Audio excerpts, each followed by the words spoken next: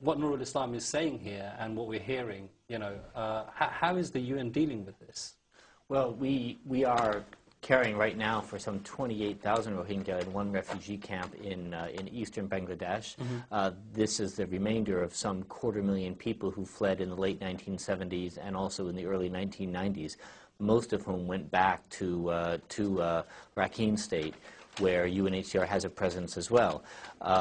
Obviously, at the time they fled, we heard very many dramatic reports about the situations they endured in Myanmar before leaving the country, a great many alarming situations.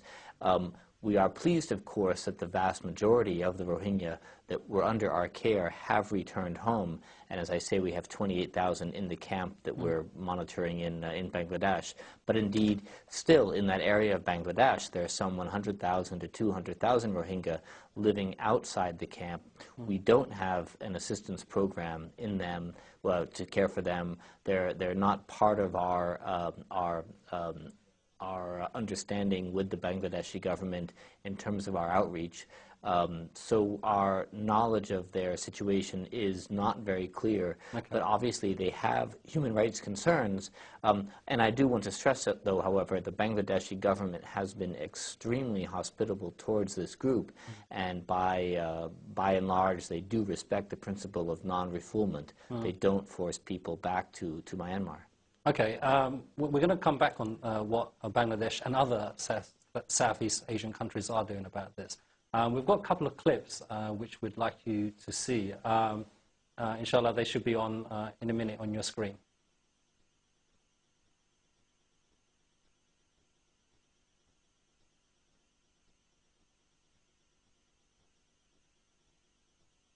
Okay, we are not going to see those clips, actually. We've got a slight technical problem. Okay, once that's sorted, we'll come back. I mean, one of the things you mentioned there, Peter, perhaps Tom can come into this as well. You know, you're dealing with 28,000 people in Bangladesh, and you're doing what you can. But there's a bigger question here. The question is, we have, you know, a people who live in a geographical area. According to Dr. Chani, at least we can trace back that they've been there since the 17th century. Though we have reports that go back to the 9th century. But we have the Burmese government or Myanmar government that's come in and revoked their citizenship. And these are people now that have become alien in their own land, alien in their own homes. I mean, what is the UN stance on this? What is the UN doing about that? Well, as you say, they're in a very, very precarious situation. There are, in addition, of course, an estimated 500,000 Rohingya in Saudi Arabia.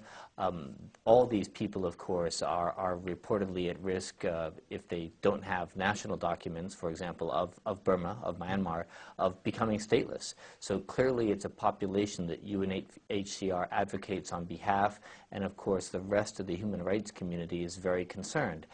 As you're aware, there have been a number of incidents in recent months with Rohingya, possibly migrants, being towed out to sea by various Southeast Asian nations.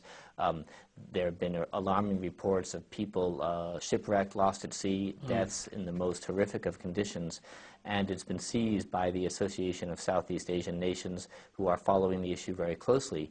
And clearly that's important too, that they also liaise and dialogue with the government of Myanmar in terms of improving the human rights and working condition of Rohingya in Rakhine State. People should not be without human rights. People should have access to education, well, work, you're etc. talking, Tom, about human rights and everything else. And if I bring Michael Chani in again here, I mean, human rights comes after you have a recognition of the people, that, you know, these people belong to you, that have a state, that you have a duty of care to them. But that's missing. I mean, what Peter Kessler is saying there is that adding up to your understanding historically as well.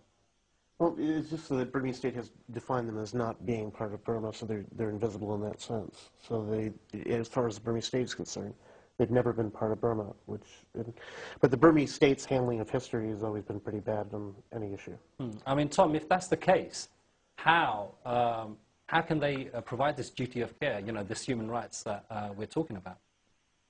Well, I don't think we're expecting very much from the Burmese government. The Burmese government is one of the most repressive in the world, and the human rights situation for very many Burmese is, extremely precarious. But among the Burmese people, the Rohingya are simply, by far the most persecuted, the most neglected, and the most at-risk population. And I think Nur al-Islam has itemized quite comprehensively the sorts of political, ethnic, and religious persecution that these people face. So it's a very, very difficult situation, and I think that as long as the current Burmese government remains in place, and as long as ASEAN and the international community represented by the United Nations doesn't bring greater pressure to bear on Burma for fundamental political reform, and we've got at the moment a major crisis with the trial of Aung San Suu Kyi and this sham political reform process which has been set in train by the Burmese going along. As long as the Burmese don't feel under the kind of pressure that they need to come under to make serious and genuine reform, the human rights of the people of Burma are going to suffer, and among the Burmese people, the Rohingya are going to suffer the most because, for the reasons that we've outlined, the lack of citizenship and so forth. Okay. Peter, do you want to come in here? I just want to say there are critical issues that the government of Myanmar must address, and they must hear that from the community of nations. The Rohingya suffer from a lack of freedom of movement. They cannot leave their villages. That means they suffer seriously from food insecurity. They do not have enough food or resources to feed their families, and so they must be allowed to travel outside their villages to find work or to farm. They must have freedom of movement, and they must have some recognition of their citizenship. They need a survival strategy, and in the absence of that survival strategy, some people do leave Myanmar and put to sea in very, very risky conditions. But Peter, I mean, what Tom mentions there, I mean, to bring about this, I mean, obviously the UN recognizes that these human rights abuses is taking place. I mean, what pressure are the government of Burma being put under?